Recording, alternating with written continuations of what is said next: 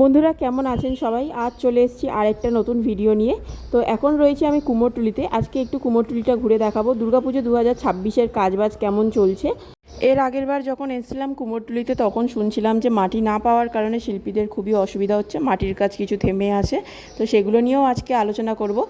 কুমারটুলির ভিতর দিকটা চলে এসেছি। তো এখন রয়েছি শিল্পী মুরারি মোহন পালের স্টুডিওর সামনে।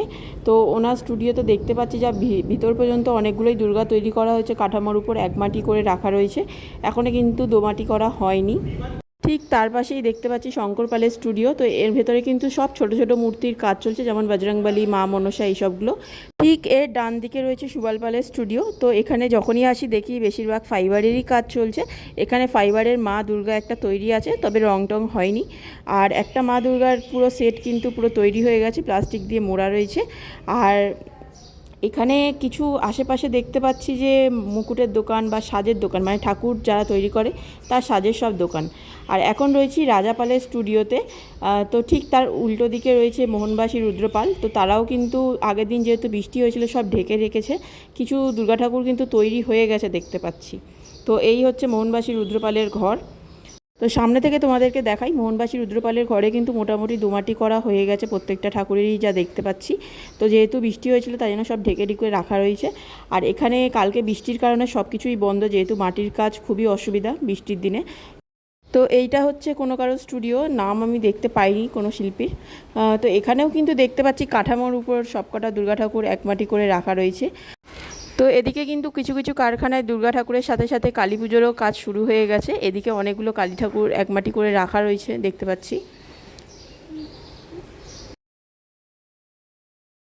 তো তোমাদেরকে দেখাই, আমার সব থেকে সুন্দর লেগেছে এই যে ছোট্ট দুর্গা ঠাকুরটা।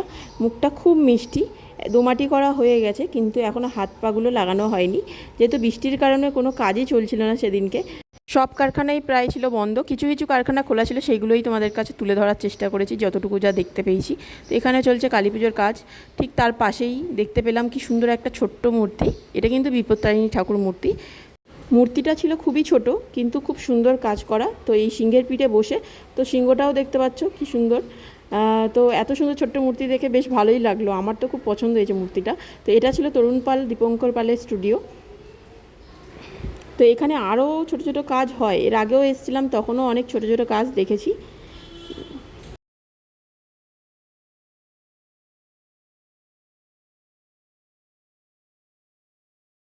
এখন রয়েছি কুমোরটুলির পেছন দিকটা। তো বৃষ্টির কারণে তোমরা বুঝতেই পারছো সব কিছু ঢাকা দিয়ে রাখা রয়েছে, সব মাটির যেহেতু কাজ হয় খুবই অসুবিধার মধ্যে তারা।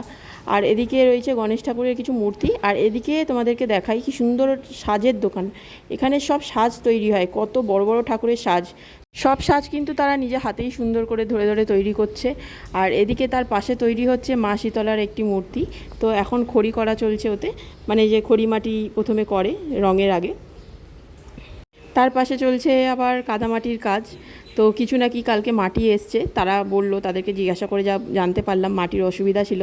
তো কালকে নাকি 3-4 লরি মাটি ঢুকেছে, তাই তারা কাজ শুরু করেছে। এখানে কিছু ছোটো ছোটো বিশ্বকর্মা ঠাকুরের কাজ চলছে। তো উনি বলছিলেন যে মাটির খুব অসুবিধার জন্য অনেক দিন কাজ বন্ধ ছিল, তো তারা এখন কাজ করছে। এখন আমি রয়েছি কুমারটুলি ফেমাস মিন্টু পালের স্টুডিওতে। মনে পড়ে সেই 88 ফুট দুর্গা দেশপ্রিয় পার্কে 2015। তো এই হচ্ছে সেই শিল্পী মিন্টু পাল। তো আমি এখন তার স্টুডিওতে রয়েছি। তিনি এখন দিচ্ছেন ঠাকুরের চোখ মা সরস্বতীর। তো এটা হচ্ছে ফাইবারের মূর্তি, তার কিন্তু ফাইবারের কাজ বেশি জনপ্রিয়। তো এখানে আরও সব মূর্তি রয়েছে, সব ফাইবারের, মা লক্ষ্মী থেকে সরস্বতী থেকে, মানে সব রকম মূর্তি তিনি বানান। এদিকে মা শারদা, লোকনাথ বাবা, আর অনেক রকম মূর্তি তিনি বানান। আমার সবথেকে যে সুন্দর লেগেছে মূর্তিটা সেটা তোমাদেরকে দেখাই। এই হচ্ছে মা লক্ষ্মীর মূর্তি, বেনারসি পরানো, কি সুন্দর সাজে সাজানো, পুরো কিন্তু এটা রেডি হয়ে গেছে এই মূর্তিটা। তো আসল চুল লাগানো, আর এখানে মুকুট টুকুট কি সুন্দর সাজে সেজে উঠেছেন মা। আর এখানে রয়েছে ঠিক তার পাশেই মা সরস্বতীর মূর্তি, লাল পাড় সাদা শাড়ি। তো এখানে আরও সব মূর্তি রয়েছে, গণেশ রয়েছে, কার্তিক রয়েছে, সব মূর্তি রয়েছে।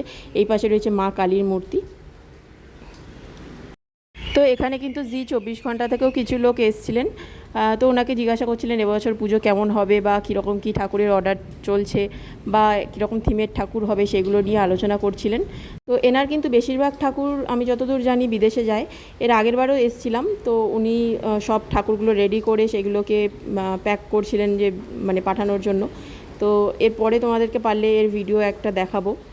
মা দুর্গার মূর্তি সব কিছুই উনি তৈরি করেন। তো তোমাদের কেমন লাগলো ভিডিওটা আমাকে অবশ্যই জানিও। যদি ভালো লেগে থাকে আমার চ্যানেলটাকে সাবস্ক্রাইব করে দিও। আরও ভালো ভালো ভিডিও আনার চেষ্টা করব। আমাকে কমেন্টে জানিও কেমন লাগলো তোমাদের।